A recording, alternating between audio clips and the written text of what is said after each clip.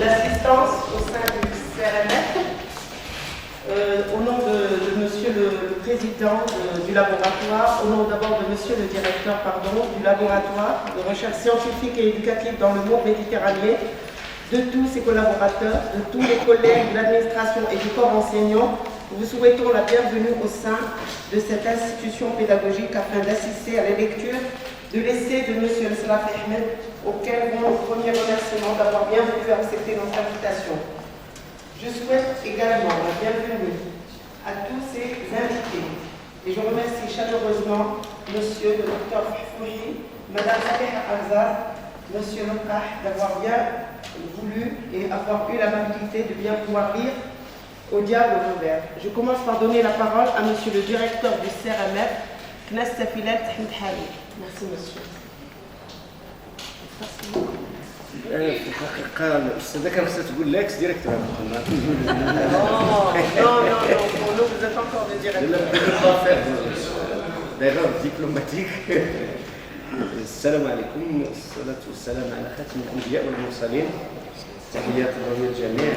مرحبا بالضيوف ديالنا الكرام وخصوصا الأستاذ أحمد الصباحي على التخطيط ديالو باش الإخوان يديروا واحد القراءة.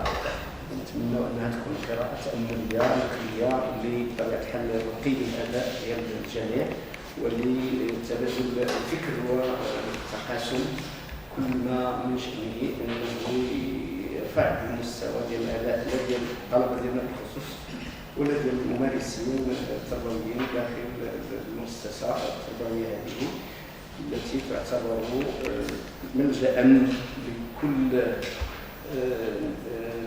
المفكرين وكل المبدعين اللي سي وقاح سبق له شاركنا في الانشطه الاخرى والاخوان كاملين كمبدع او كمشارك او ك يعني مساهم في ندوات وبالتالي كنرحب بالاخوان كاملين والاخوات وكنتمنوا ان هذه الامسيات توصل وتحقق الاهداف ديالها اللي كلكم كتعرفوا ان الاهداف الساميه ديالها هي تبادل الآراء وتبادل الأفكار في إطار احترام الآراء وفي إطار كل ما يمكن أن يبقى في الفكر العلمي والتربوي داخل هذه المؤسسة التي نتمنى كل قلب ديالي شخصيا أنها تحتل المكان ديالها داخل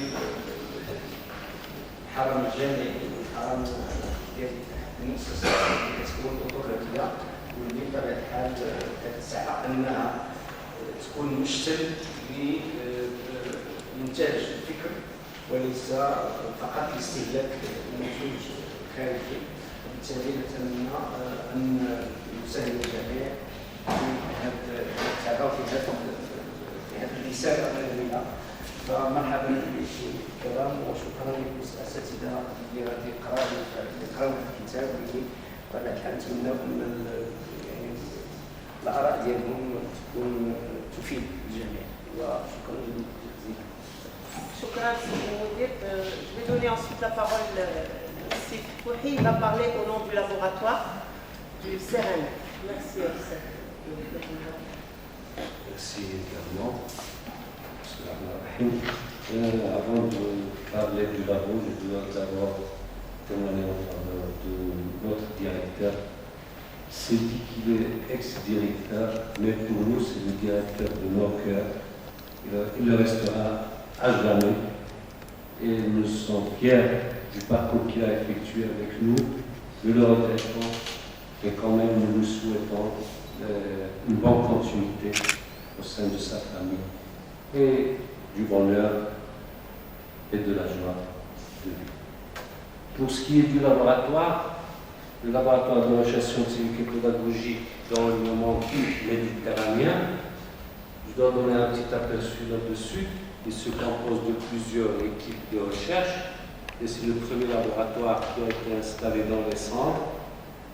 Et le CNES doit être fier de la création d'un centre de recherche. C'était la première et la pionnière dans le domaine.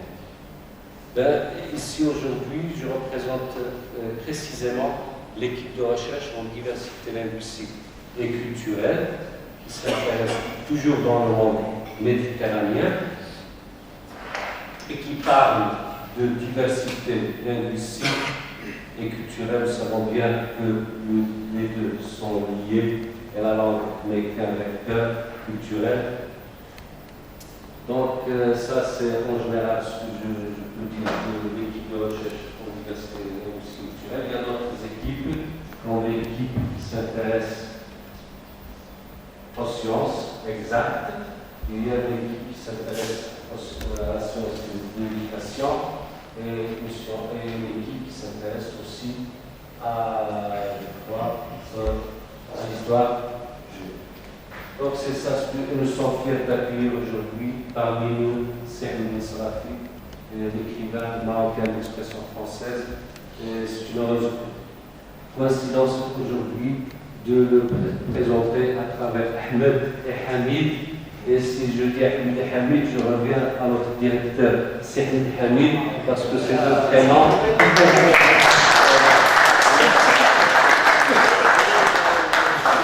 Ça, c'est de la poésie. Merci beaucoup. Merci, merci. Donc là, je voudrais vous présenter M. Slafi. C'est un Marocain de nationalité, bien sûr, marocaine, Knassi. Il est de Meknès, ce qui nous fait beaucoup d'honneur. Il est né en 1964, a poursuivi ses études primaires et secondaires avant d'intégrer l'Académie royale militaire où il passa 2 années. Il la quitta aussitôt à la suite d'un accident et obtint son baccalauréat au lycée Moulay Ismail.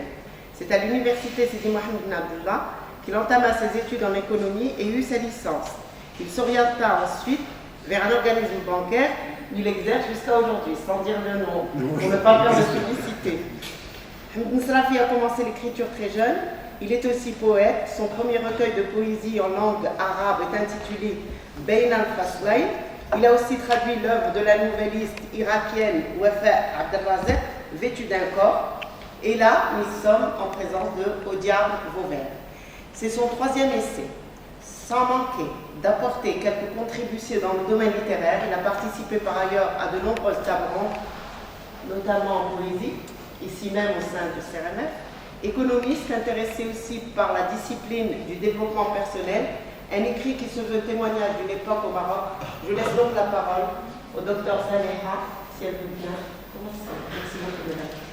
Merci à vous, chère madame.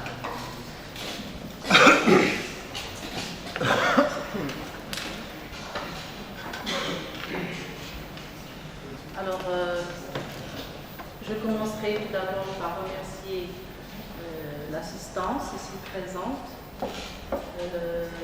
tous les gens qui ont pris la peine de se déplacer pour venir assister à cette conférence. Je commencerai également c'est vrai que les mots parfois nous manquent quand on veut parler de notre cher directeur. C'est vrai que je viens d'arriver au CRMF, ça fait juste quelques mois. J'ai été affectée ici en septembre 2013, mais je ne manquerai pas de montrer ma gratitude, ma reconnaissance envers cet homme. Depuis que j'ai mis le pied dans ce CRMF, il était là, il nous a accueillis chaleureusement, il est toujours à nos côtés.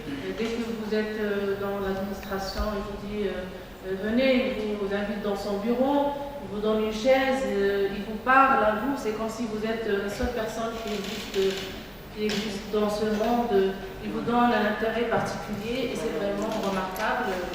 Je le remercie du fond du cœur et c'est vrai que ce sera une perte pour nous que cet homme parte.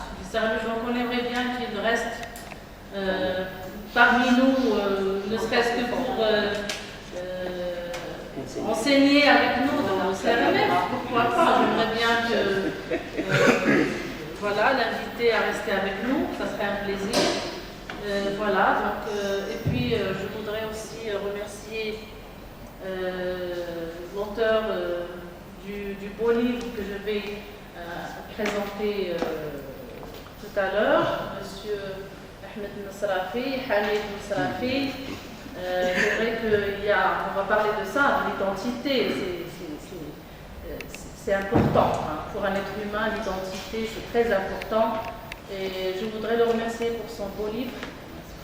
Tout à l'heure, avant d'entrer ici, j'ai fait sa connaissance. Et pour vous dire la vérité, j'ai lu le livre, j'ai analysé son livre, je l'ai beaucoup lu plusieurs fois. Et quand j'ai vu la personne, je l'ai beaucoup admirée. C'est une personne remarquable qui mérite beaucoup d'admiration. Voilà, et je souhaiterais également remercier une personne qui m'est très très chère ici dans la salle, c'est M. Chaferi, mon ancien formateur, mon ancien professeur. Je voudrais...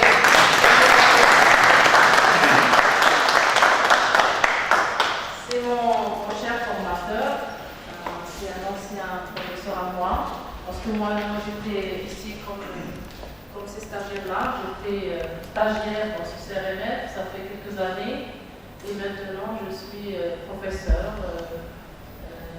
formatrice d'enseignement supérieur dans le même centre. Ça me fait un grand plaisir, j'étais stagiaire, maintenant je suis enseignante, et tout le plaisir, je voudrais agréablement remercier ce monsieur et plusieurs autres gens qui ont contribué, qui m'ont aidé à ce que je sois aujourd'hui avec vous dans cette conférence. Voilà.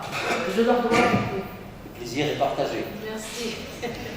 Bien, donc je commencerai mon intervention pour ne pas tarder, parce que Madame Wilhelm risque le chronomètre. Je sais qu'elle est en train de chronométrer le temps. Non, tu ne prends pas de temps, c'est pas un problème. Merci. Donc, la présentation que je ferai de ce roman, c'est un essai, c'est un récit autobiographique, c'est un roman. Peut-être M. Chouari va parler tout à l'heure du genre. Donc, moi, je vais plutôt aborder un autre volet. Donc, cette communication s'inscrit dans le cadre d'une contribution à une conférence organisée au sein du CRMF, ayant pour titre Présentation de l'œuvre autobiographique au Diable Vauvert, le titre de l'œuvre, au Diable Vauvert, écrite par l'auteur marocain Meknassi, Ahmed Nasrafi. Alors, le titre de l'article, mon article, c'est quoi? C'est l'interaction du corps et de l'espace au Diable Vauvert d'Ahmed Nasrafi. L'intérêt pour cet auteur se nourrit d'un besoin de contribuer à enrichir la critique sur cette œuvre, parce que c'est une nouvelle publication qui est apparue en 2013, donc il n'y a pas vraiment d'études critiques sur l'œuvre. Donc je voudrais par cette contribution participer à enrichir la critique à propos de ce texte. Il faut dire que l'étude de ce corpus a été pour nous une occasion de nous pencher en détail sur les particularités de cet écrivain et de montrer son apport à la littérature maghrébine de manière générale. Alors, littérature maghrébine d'expression française. Donc l'article se compose de 3 parties. La première partie parlera de l'énonciation dans le roman, ou bien dans l'œuvre, on va voir. La deuxième partie, quant à elle, tente d'analyser l'espace, parce qu'on va remarquer qu'il y a une abondance de noms de lieux dans l'œuvre, l'espace en tant qu'élément très représenté dans le récit. Et puis la dernière partie vise à mettre en relation le corps du narrateur en fond avec l'espace, parce qu'on va voir qu'il y a une relation, un rapport entre les deux, et cherche par la même occasion à démontrer que si le corps existe, c'est dans l'espace, et si l'espace existe, c'est parce qu'il y a un corps qui s'y trouve. Donc on va démontrer qu'il y a un rapport entre le corps et l'espace. Alors pour l'introduction, ça c'était le résumé bien sûr de la communication. Alors notre article se veut une étude de l'interaction du corps et de l'espace dans le récit autobiographique au Diable Vauvert, écrit par l'auteur marocain d'expression française Ahmed Nasrafi, publié aux éditions Edilivre en 2013. Pour tenter de cerner la problématique choisie, nous avons puisé dans plusieurs disciplines telles que la sociologie, donc un petit peu sociologie, typologie, philosophie, Pourquoi? Parce que nous sommes convaincus, bon, j'ai beaucoup travaillé sur le corps, j'ai soutenu ma thèse de doctorat, j'ai travaillé sur le langage du corps dans l'œuvre romanesque de Denis Diderot. J'ai beaucoup travaillé sur plusieurs œuvres sur la thématique du corps. Je sais que quand on traite de cette thématique, il faut toujours faire appel à la psychologie, à la philosophie. C'est très important.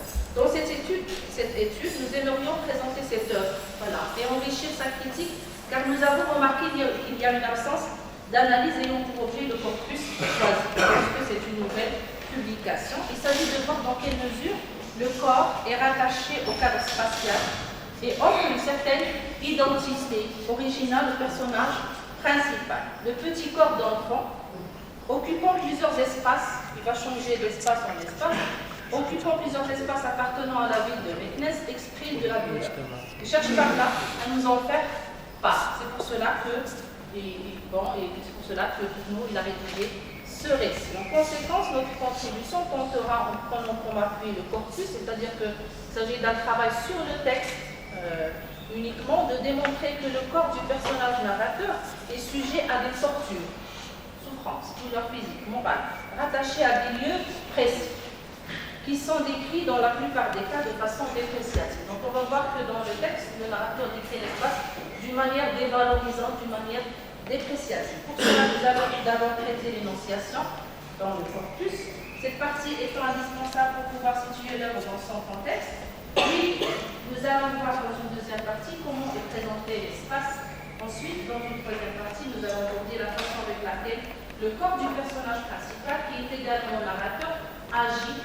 Il agit sur l'espace, l'espace agit sur le narrateur, il y a action et interaction du corps dans l'espace. Dans ce cas, nous allons voir comment le corps, qui est sujet à des expériences douloureuses dans l'espace, permet l'initiation. Tout à l'heure, docteur, tu pourrais parler d'apprentissage, d'initiation. C'est vrai qu'il y a l'initiation dans le roman du personnage et participe à créer son identité sociale. Alors, je commencerai par la première partie, l'énonciation. De manière générale, l'ouverture de toute œuvre littéraire est consacrée à l'installation de l'histoire dans son cadre spatio-temporel. C'est évident, et à la mise en place des personnages sous le cadre. Donc, situation de temps, l'espace et puis les personnages. Dans le dialogue ouvert, le cadre temporel est à déduire des indices chiffrés qu'offre le récit qui permettent de situer l'histoire dans son cadre temporel. Alors, l'auteur a maintenant 49 ans. Presque, il évoque des souvenirs datant de 1970, il est né en 1964, et au moyen d'un flashback, donc il fait un retour en arrière avec la mémoire pour retrouver ses souvenirs d'enfance. Donc il y a un retour en arrière d'une portée de presque 43 ans. Le lecteur se retrouve donc en présence de deux époques qui auront une incidence certaine sur la compréhension de l'œuvre. La lecture nécessite des va-et-vient entre 1970, 6 ans, et 1976, l'âge de 12 ans, puisque le récit d'événements, le récit des faits racontés, commence à l'âge de 6 ans et se prolonge jusqu'à l'âge de 12 ans lorsque le personnage rencontre pour la première fois son père biologique, son vrai père. Hamid, qui a été élevé jusque-là, jusqu'à 6 ans, jusqu'à 12 ans même, il a été élevé avec son demi-frère Rachid par leur grand-père maternel. Si Mohamed découvre lors d'une visite rendue avec sa grand-mère maternelle Yemna, qui croyait être sa mère. Bon, il a été élevé par son grand-père maternel et par sa grand-mère maternelle, et il découvre à l'âge de 12 ans que ses grands-parents ne sont pas ses vrais parents, et que sa véritable mère, c'est celle qu'il appelle Erti, alors que c'est sa véritable mère biologique, qui s'appelle Fatma. Celle-ci s'étant mariée à 2 reprises, je cite le texte à la page 22, la première fois, elle s'était mariée avec un certain Driss, immigré mort en Belgique. De cette union naquit Rachid, mon demi-frère, la seconde fois avec mon père biologique Aziz. Donc il a un demi-frère né d'un premier mariage de sa mère, sa véritable mère Fatma Idriss, et puis lui-même issu d'un deuxième mariage, et puis le divorce a été rapide. Son père biologique s'appelle Aziz.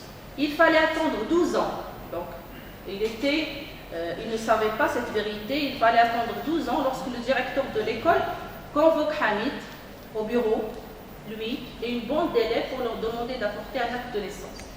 Voilà, c'est là où il va découvrir qu'il n'est pas Hamid, mais plutôt Ahmed. Je cite le texte à la page 116. Vous savez, c'est le directeur de l'école qui parle. Vous savez que bientôt, vous allez devoir passer l'examen final du cours moyen, deuxième année. Pour vous inscrire parmi les candidats, vos dossiers doivent être complets. Or, il vous manque un document important. 2 points, l'extrait de naissance. Pour ne pas vous priver de votre droit à l'enseignement, nous avons jusqu'à maintenant fermé les yeux sur ce détail. Mais là, il devient impératif que vous apportiez ce document. Donc, c'est ce petit incident qui va faire découvrir au personnage narrateur qu'il a été élevé par son grand-père maternel et qu'il fut bien sûr abandonné par son père biologique. C'est l'acte de naissance qui va faire découvrir la véritable identité. Je reviens à cette question d'identité, c'est très important. Lui, appelé jusque-là Hamid, Nasrafi, je cite le texte à la page 115. Hamid Nasrafi, au bureau de monsieur le directeur, annonça, c'est ici le gardien de l'école. Donc le gardien de l'école vient chercher en place, lui dit bien, le directeur te demande, il l'appelle par son prénom, Hamid, et son nom de famille, Nasrafi. Il découvre qu'il a pour véritable prénom Ahmed, et non pas Hamid, puisque lors de la visite rendue à la famille de son père biologique, tout le monde utilisait ce prénom pour l'appeler. Par exemple, son oncle Sihmadi. Comment il va l'appeler? Je cite le texte. C'est mon petit-neveu Ahmed, n'est-ce pas? En parlant à sa grand-mère maternelle. Il va l'appeler par son prénom Ahmed, à la page 121. Dit son oncle Sihmadi, sa grand-mère paternelle, Hajasfiya, c'est la mère de son vrai père. Elle va l'appeler aussi par son nom, par son véritable prénom.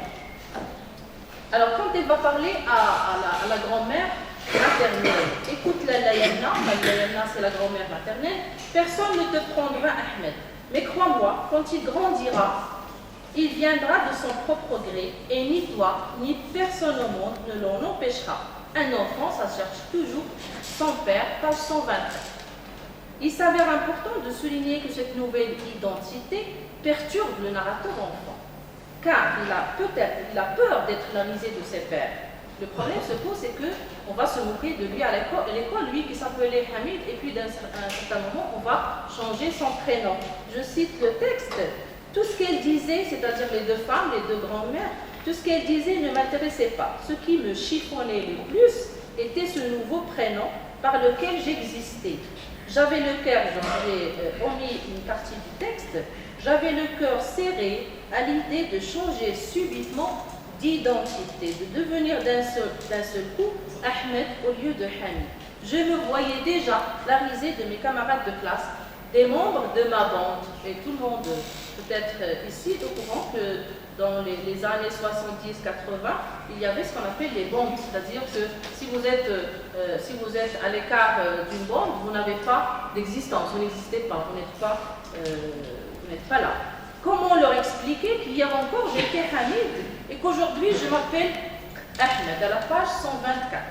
À notre avis, cette identité double, c'est-à-dire être Hamid et Ahmed à la fois, Monsieur le Dr. Foué a parlé de le nom complet de notre cher Hamid, c'est une coïncidence, une belle coïncidence d'ailleurs. À notre avis, cette identité double n'a offert que richesse au texte autobiographique. Et c'est peut-être l'une des raisons ayant poussé peut-être cette recherche d'identité. C'est celle qui, à mon avis, a poussé cet auteur à rédiger le récit de son enfance. Néanmoins, étudier le cadre temporel de l'histoire pose alors le problème du temps de l'écriture. Voilà. Et du moment du déroulement des événements. Vous savez qu'avec le retour en arrière, il y a toujours un petit problème. En d'autres termes, le rapport au passé peut être problématique. Donc, on a parlé de 43 ans, la durée, et puis le narrateur se remémore avec le flashback, avec le retour en arrière, les événements passés de son enfance. Donc, en d'autres termes, le rapport au passé peut être problématique puisque l'auteur adulte rédige son enfance en faisant alterner récit et analyse. Donc parfois vous avez récit fait, c'est toujours des récits faits à la première personne, le narrateur enfant qui raconte, parfois c'est le narrateur adulte qui intervient pour analyser, bien pour commenter un fait de son enfance. Et là, c'est là où ça devient un petit peu difficile. Il analyse aussi ce qu'il a été. Donc parfois, le narrateur adulte intervient pour analyser ce qu'il a été et porte une vision critique. Attention, il participe à donner un point de vue critique sur les événements vécus, mais aussi sur l'espace dans lequel il a vécu. Et là, je vais passer à la deuxième partie, l'espace comme composante essentielle dans le corpus étudié. Aucun lecteur, à mon avis, ne peut demeurer insensible quant à l'abondance des noms de lieux évoqués dans le récit. Tous les espaces occupés par le narrateur enfant sont présentés en passant par la demeure du quartier Sbata, où Hamid a passé sa première enfance. Néanmoins, la description, à mon avis, semble dévalorisante. Il y a une dépréciation des expressions péjoratives avec lesquelles le narrateur décrit sa maison, et puis le quartier aussi. Donc je commencerai par, et qui connote d'ailleurs la pauvreté des habitants. Donc je cite le texte: nous habitions dans le quartier Sbata une agglomération où s'entassent